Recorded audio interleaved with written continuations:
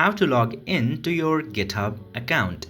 Now in order to log into your GitHub account, just simply open your browser and in there search for GitHub in your browser. Then after that, this first link of github.com will appear, and if you look a little bit closely, you will see the option of GitHub login directly. Tap to that option, and after tapping in there, this page will open up in your browser. Now in here, you just simply need to enter your username or email address into this upper box.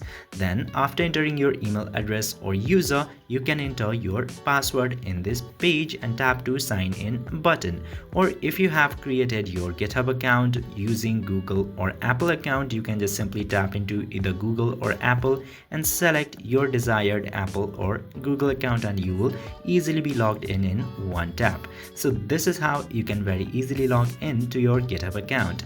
I hope this video was informative. If yes, don't forget to hit that subscribe button.